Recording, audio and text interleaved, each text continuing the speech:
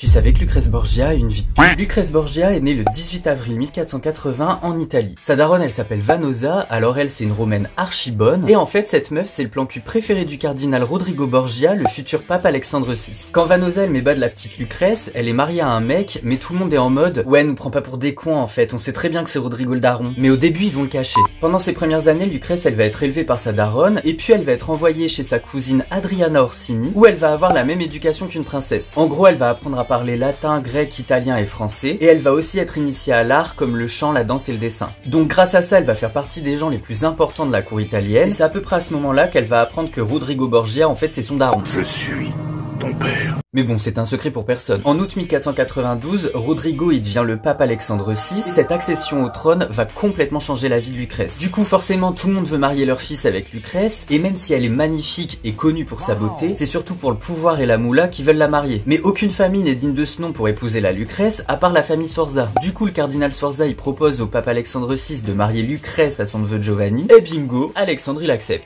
Lucrèce et Giovanni vont se dire oui le 12 juin 1493, elle a 13 ans et lui 27. Mais quelques mois plus tard, gros drama. Début de l'année 1494, le roi de France Charles VIII lui prend la touquette d'envahir l'Italie. Et Ludovico Sforza, l'oncle de Giovanni, va faire une alliance avec les Français contre le pape Alexandre VI. Du coup, Giovanni, il se retrouve dans la merde parce qu'il doit choisir entre le camp de son oncle ou celui de sa femme et la famille Borgia. Bon, au final, il choisit son oncle, alors César, le frère de Lucrèce, va aller la voir pour lui dire « Ton mari, c'est un gros bâtard, on va le buter. » La tuile. Mais Lucrèce, elle va prévenir Giovanni qui va se barrer à Milan déguisé en mendiant. Du coup, les Borgia, ils vont tout faire pour annuler leur mariage, en disant que Giovanni il est impuissant et qu'il a jamais pété le mec de Lucrèce. Mais vlati pas qu'à cause de cette histoire, on va commencer à balancer des rumeurs comme quoi Lucrèce c'est une pute et qu'elle baise avec son père et son frère. D'ailleurs, ces rumeurs elles vont être répandues par Giovanni, quel bâtard. Et bien plus tard, toutes ces rumeurs dégueulasses vont être reprises par Victor Hugo dans sa pièce Lucrèce Borgia, et c'est pour ça qu'aujourd'hui encore elle a une réputation grosse alors que rien n'a jamais été prouvé. Bref, revenons à nos moutons. Giovanni finit par accepter l'annulation du mariage à condition que le pape lui laisse la dot de Lucrèce. Et c'est ce qui va se passer.